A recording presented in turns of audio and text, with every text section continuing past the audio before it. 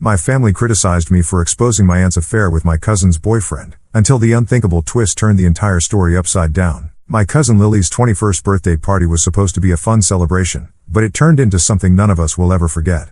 She had invited the entire family to her parents' house, a spacious place that easily accommodated everyone. My mom insisted we arrive early to help set up, so I got to see most of the family as they came in. The atmosphere was cheerful at first, with everyone bustling around, catching up, and laughing. Among the last to arrive was my Aunt Sarah, who was 46 and recently divorced. Sarah has always been the golden child of the family. My grandparents adore her, and she somehow always manages to shift the spotlight onto herself, no matter the occasion. She walked in with her usual confidence, greeting everyone as if she were the star of the show. When Sarah reached Lily and her boyfriend Ryan, I noticed something odd. Her hug with Ryan was different. It wasn't just a casual hello, she lingered for a beat too long, and the way she smiled at him felt off. I didn't say anything at the time, but it left me unsettled. The party continued as usual. Guests were eating, laughing, and chatting in groups. Lily seemed happy, basking in the attention and enjoying her milestone birthday. When it was time to cut the cake, everyone gathered around and sang happy birthday. It was a sweet moment, and for a while, it felt like everything was normal. Then Sarah approached me with a favor. She handed me her phone and asked if I could take pictures of the party. "You're so much better at this than I am," she said with a laugh. I don't enjoy being in pictures, so I didn't mind helping out. As I was snapping photos, a notification popped up on her phone. I didn't mean to look, but it was hard to ignore when it lit up right in front of me. It was from someone named Ryan, and the message read, "I can't wait until the party is over." My stomach dropped. I clicked on the notification before I could stop myself, and what I saw made my heart race. The messages were flirty, with heart emojis and references to sneaking off together. I couldn't believe what I was seeing. For a few minutes, I just stood there, trying to make sense of it. Could it be a coincidence? Was it possible there was another Ryan? But deep down, I knew the truth. The messages, the hug earlier, it all added up. Not long after, Sarah called out to Ryan, asking him to help her bring Lily's gift from the car. She made a big deal about it, saying it was heavy and needed 2 people. Everyone in the room thought it was a thoughtful gesture, but I couldn't shake the feeling that something wasn't right. I decided to follow them, staying far enough back so they wouldn't notice me. As I stepped outside into the backyard, I saw them by Sarah's car. The light was dim, but it was enough for me to see them clearly. They weren't just standing there, they were kissing. It wasn't a quick peck or an accidental brush of the lips, it was a full-on, passionate kiss. My breath caught in my throat, and for a second, I froze. Then I remembered I had my phone in my hand. I quickly snapped a picture, my hands shaking the entire time. I hurried back inside before they could see me. My mind was racing. What should I do? Should I tell Lily right away or wait until later? Part of me wanted to confront Sarah and Ryan on the spot, but I didn't want to cause a scene without proof. I kept my distance for the rest of the evening, watching them from across the room. They came back inside a few minutes later, laughing and acting like nothing had happened. The sheer audacity of it made my blood boil. Finally, I couldn't take it anymore. I knew I had to tell Lily. She deserved to know, and I couldn't sit there pretending everything was fine. When it was my turn to give her my gift, I pulled her aside into the kitchen. "Lily," I said quietly, "I need to show you something." She looked at me curiously, her smile fading as she saw the expression on my face. I handed her my phone and showed her the picture. Her face went pale, and she stared at the screen for what felt like forever. Is this real?" she whispered, her voice trembling. I nodded. "I'm so sorry, Lily. I didn't want you to find out like this, but I couldn't keep it from you." Her hands shook as she handed the phone back to me. Then, without saying another word, she stormed into the living room. I followed her, not sure what was about to happen. She walked straight up to Sarah and Ryan, her voice trembling with anger. "How could you do this to me?" she yelled, holding up her phone with a picture. The room fell silent. All eyes turned to them as the tension became unbearable. Sarah's face twisted into a fake expression of shock. "What are you talking about, sweetie?" she asked, her tone dripping with feigned innocence. Lily didn't back down. "This," she screamed, shoving the phone in Sarah's face. "Explain this," Ryan stammered, his face turning bright red. "It's not what it looks like," he said weakly. "It was just one kiss." "One kiss?" Lily shouted. "You think that makes it okay?" Sarah stepped in, her voice rising in pitch. "Lily, calm down. You're making a scene. It wasn't like that." But Lily wasn't having it. "You're my aunt. How could you do this to me?" The room erupted into chaos. People were yelling, trying to calm Lily down, while Sarah kept denying everything. Ryan looked like he wanted to disappear, refusing to say another word. Eventually, the party ended in a mess. Ryan left with Sarah, which said everything we needed to know about where his loyalty lay. As I left with my parents, I couldn't help but feel a mix of emotions: anger at Sarah and Ryan for their betrayal, sadness for Lily, and a nagging sense of guilt for being the one to expose it all. Little did I know, this was only the beginning. The morning after Lily's birthday party, I woke up to absolute chaos in the family group chat. Messages were flying back and forth, with everyone weighing in on what had happened. Most of the family had heard about the confrontation, though the details were already starting to get twisted. Some people were outraged at Sarah and Ryan, others thought I had handled it poorly. I wasn't ready for the onslaught of opinions before I'd even had my coffee. My mom walked into the kitchen, her face tight with frustration. "Sarah called me," she said flatly. I rolled my eyes. "Let me guess, she's playing the victim?" "She says you humiliated her in front of everyone and ruined Lily's birthday," Mom replied, as if she was waiting for me to admit to some huge wrongdoing. "Ruined Lily's birthday?" I shot back, almost choking on my toast. "How about the part where she was making out with Lily's boyfriend? Or does that not count?" Mom sighed, looking uncomfortable. "I'm just saying, maybe you could have waited until after the party to bring it up. It was supposed to be a happy day." I set my coffee down, my patience wearing thin.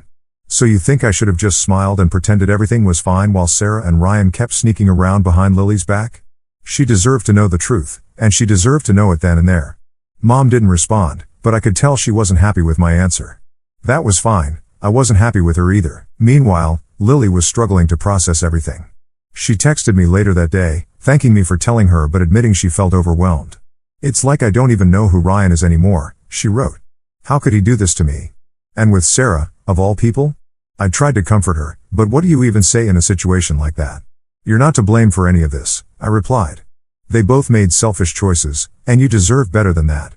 She told me she'd been up all night, replaying everything in her head, trying to figure out if there had been any signs she'd missed. "Looking back, there were moments that felt off," she said, "like how Sarah would always find excuses to hang out with us, even when it didn't make sense. But I never thought. I mean, she's my aunt." I didn't know what to say. It was a horrible thing to realize that someone you trusted had been betraying you all along. As if things weren't messy enough, Ryan decided to reach out to Lily. He sent her a long text, trying to explain himself, claiming the kiss was a one-time mistake and that Sarah had come onto him. Lily showed me the message, and I could see the anger boiling over in her words as she replied to him. "One-time mistake?" She wrote. "You've been sneaking around with my aunt for who knows how long. Don't insult me by pretending this was just a spur-of-the-moment thing." Ryan's excuses only made things worse. He refused to admit to anything beyond what had already been exposed, and when Lily demanded to see his phone, he ghosted her. "He's such a coward," Lily said when we talked later. "If he really had nothing to hide, he'd prove it. But the fact that he won't, that says everything." Sarah, of course, wasn't staying quiet either. She'd apparently been calling half the family, trying to spin the story in her favor. My sister told me Sarah had called her, crying about how misunderstood she was. "She kept saying she didn't mean for any of this to happen," my sister said, and then she tried to downplay it by saying that Lily and Ryan weren't that serious. "Not that serious?"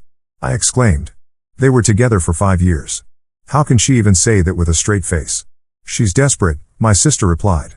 "She knows she messed up, but instead of owning it, she's trying to make herself look like the victim." The family was quickly dividing into two camps.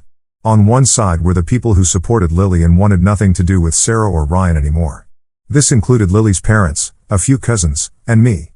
On the other side were the people who were trying to defend Sarah, saying she had made a mistake and didn't deserve to be cast out. My grandparents were firmly in Sarah's corner. They even called me directly to lecture me about how I'd handled things poorly at the party.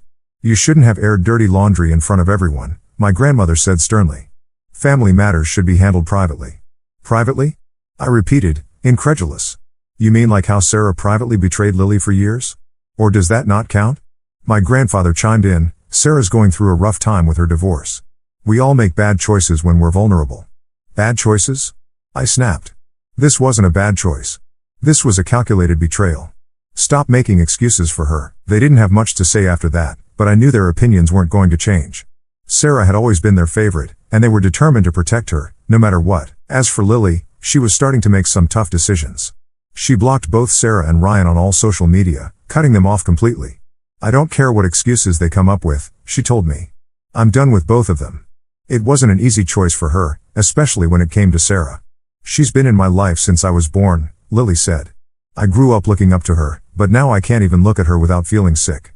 I told her she was doing the right thing, even if it hurt.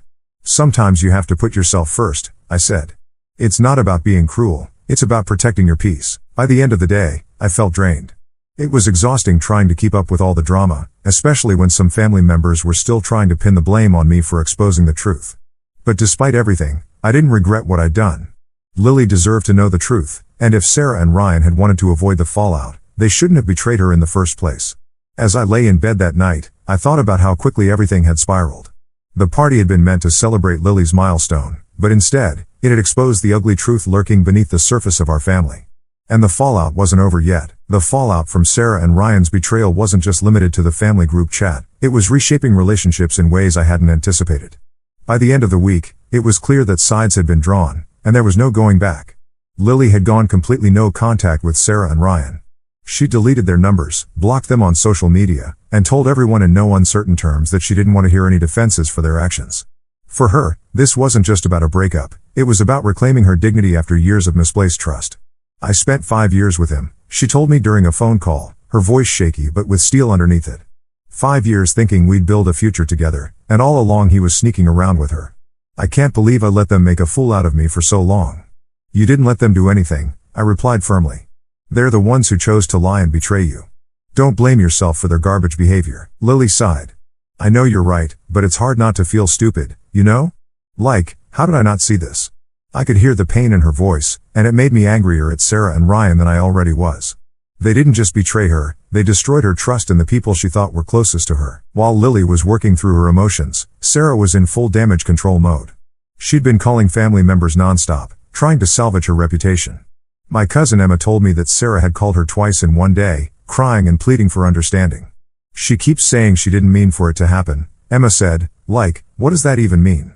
How do you accidentally carry on an affair for 3 years? She's just trying to avoid accountability, I said. She doesn't care about what she did, she only cares about how people see her now that it's out in the open. Emma nodded. Honestly, I'm done with her. If she thinks she can cry her way out of this, she's delusional. Meanwhile, Ryan had gone radio silent. After Lily blocked him, he disappeared from the group chat and stopped attending any family gatherings. I figured he was probably lying low, hoping the storm would blow over. But Lily's brother Ethan had other ideas. I ran into Ryan at the gym, Ethan told me one afternoon. I confronted him, and he tried to act all apologetic, like he was the victim in all this. What did he say? I asked. He said Sarah manipulated him, Ethan replied, rolling his eyes. He claimed she was the one who came on to him, and he didn't know how to stop it. I let out a bitter laugh. Oh, please. He had 3 years to stop it. He knew exactly what he was doing. Ethan nodded. Exactly. I told him he was a coward and that he'd better stay far away from Lily. He just kept saying, I didn't mean for it to happen. There it was again, the same tired excuse Sarah had been using. It was almost laughable how little effort they were putting into their apologies. The family was still deeply divided. My grandparents were firmly on Sarah's side, which wasn't surprising. They had always seen her as the golden child who could do no wrong. She's still family, my grandmother said during a tense phone call. We all make mistakes, and we need to forgive her. She didn't make a mistake, she made a choice, I countered, and now she has to live with the consequences. My grandmother huffed. So you're just going to cut her out of your life after everything she's done for you? I nearly laughed at that. Everything she's done for me? What has she done, exactly? Because all I see is someone who betrayed her own niece and refuses to take responsibility for it. The call ended soon after that, with my grandmother still defending Sarah and me refusing to budge. Lily's parents, on the other hand, were fully in her corner. Her mom told me she'd been furious at Sarah for years, even before the affair came to light. Sarah's always been selfish, she said. This isn't the first time she's hurt someone in the family, but this is by far the worst. I don't think Lily will ever forgive her, and honestly, I don't blame her. Hearing that made me feel better, knowing Lily had solid support. It was hard enough dealing with a betrayal like this, but having people who believed in her made a world of difference. As for me, I was starting to feel the strain of being caught in the middle. I wasn't just dealing with the fallout from Sarah and Ryan's actions, I was also dealing with the family members who thought I'd overstepped by exposing them. You should have let Lily figure it out on her own, one of my uncles told me during a family dinner. It wasn't your place to get involved. I shot him a glare. So I should have just sat back and let them keep lying to her? Sorry, but I'm not that kind of person. He shrugged. Sometimes it's better to mind your own business. Minding my own business would have made me complicit, I replied firmly. Lily deserved to know the truth, and if that makes some people uncomfortable, too bad. The more I stood my ground, the more I realized who in the family I could actually count on. My sister was one of my biggest supporters, constantly reminding me that I'd done the right thing. You exposed the truth, she said, and now they're just mad they can't keep pretending everything's fine. Her words stuck with me. The truth had a way of making people uncomfortable, especially when it revealed things they didn't want to face. But I wasn't going to apologize for holding Sarah and Ryan accountable. By the end of the week, Lily told me she was starting therapy to work through her emotions. I don't want this to define me, she said. I've wasted enough energy on people who don't deserve it. I was proud of her for taking that step. It wasn't easy to rebuild after a betrayal like this, but she was determined to come out stronger. As for Sarah and Ryan, they'd become ghosts in the family. Sarah stopped showing up to gatherings, and Ryan disappeared entirely. It was like they both realized there was no salvaging their reputations, so they decided to stay out of sight. The lines in the sand were clear now. Those who sided with Sarah and Ryan were showing where their loyalties truly lay, and I had no interest in keeping ties with people who defended betrayal. This wasn't the outcome any of us wanted, but it was the one we were left with, and honestly, it was better this way. A few days after the family meeting, Sarah decided to confront me directly. I wasn't surprised. She'd been desperately trying to repair her image within the family, and since I'd been vocal about her betrayal, I figured I'd be her next target. What I didn't expect was for her to show up at my apartment unannounced. When I opened the door and saw her standing there, I almost closed it right in her face. "What do you want?" I asked flatly, not bothering to hide my annoyance. "I just want to talk," she said, her voice shaking. Her eyes were red, like she'd been crying, but with Sarah, I never knew if it was real or for show. I stepped aside reluctantly, letting her in. She sat on my couch and immediately launched into a sob story about how sorry she was, how she never meant for any of this to happen, and how much she valued her family. "Look, I know what I did was wrong," she said, her voice trembling, "but I need you to understand I was in a really bad place. My divorce was so hard on me, and Ryan, he was just there for me in a way no one else was." I crossed my arms and leaned against the wall, glaring at her. "So what? You decided it was okay to start hooking up with your niece's boyfriend because you were lonely? That's the excuse you're going with?" "It wasn't like that," she snapped, her voice rising, then catching herself. She softened. "It started as, I don't know, just talking. He was kind to me when I needed it most, and things got complicated. I never meant for it to go this far." I laughed bitterly. "Complicated? You carried on an affair for 3 years. That's not complicated, that's calculated. And let's be real, you didn't stop because you didn't want to. Don't act like you were some helpless victim in all of this." Sarah's tears intensified. She buried her face in her hands, sobbing loudly enough to make me roll my eyes. "You don't understand," she cried. "I lost everything. The family hates me, Lily hates me, even Ryan has stopped talking to me. I'm completely alone." "Good," I said bluntly. "You deserve to feel alone after what you did. You betrayed Lily in the worst way possible, and now you want sympathy because it's finally catching up to you? Not going to happen." Her sobs turned into sniffles as she looked up at me with a pitiful expression. "You don't mean that," she said quietly. "We're family. You've always been like a niece to me. I need you on my side." That comment made my blood boil. If I'm like a niece to you, then why should I trust you? You betrayed Lily, your actual niece. If you can do that to her, what's stopping you from screwing over the rest of us? She didn't have an answer to that. Instead, she started pleading. "Please, I'm begging you, help me fix this. I'll apologize to Lily, to everyone. I just need someone to believe that I'm not a bad person." "You don't get to decide whether you're a bad person or not," I said coldly. "Your actions define that, and your actions have been disgusting. Lily doesn't need your apologies, she needs distance.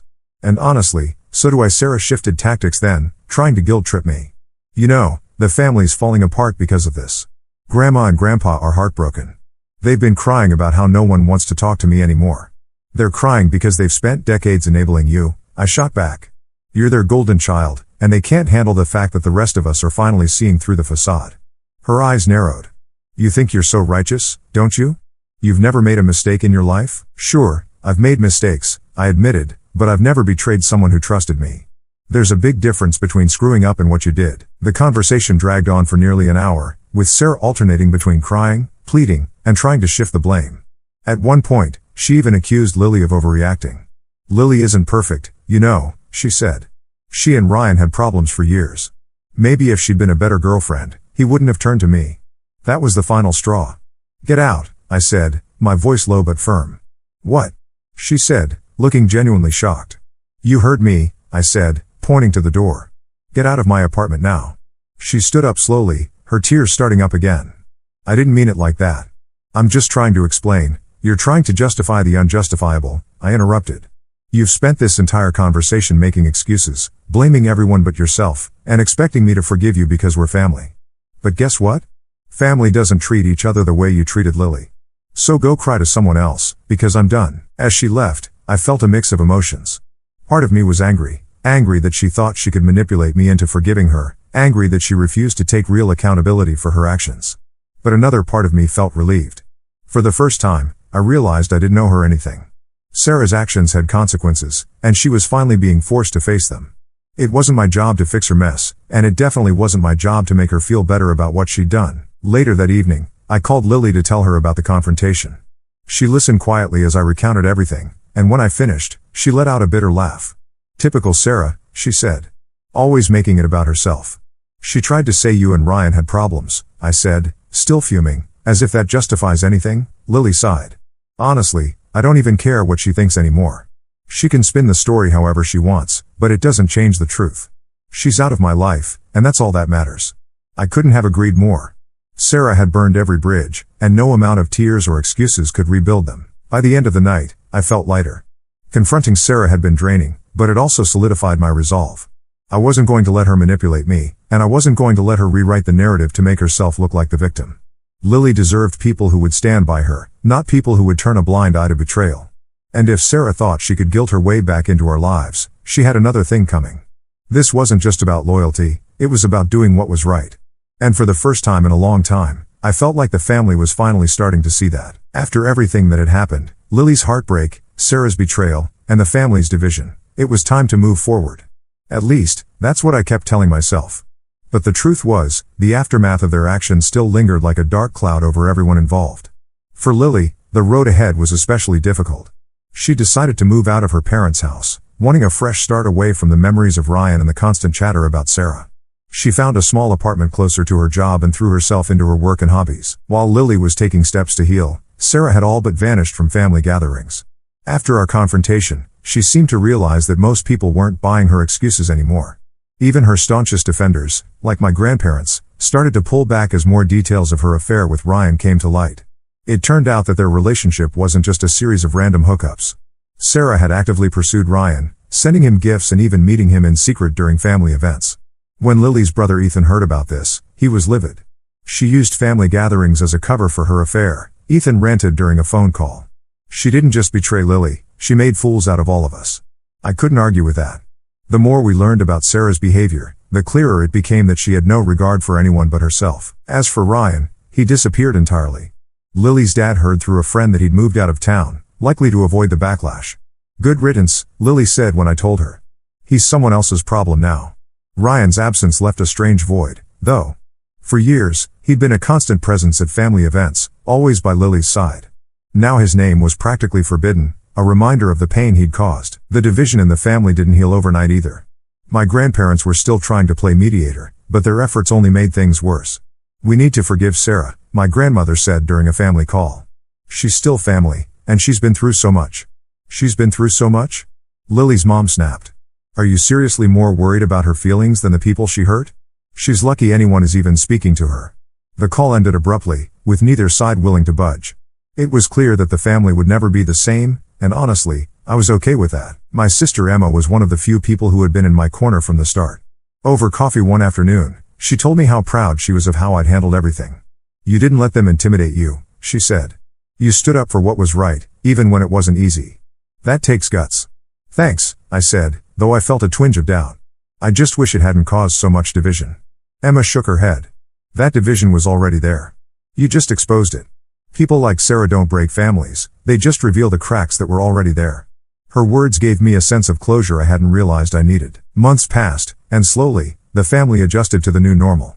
Sarah remained on the outskirts, occasionally reaching out to people but never truly repairing the relationships she had damaged. Lily, on the other hand, was thriving. And that's where we are right now.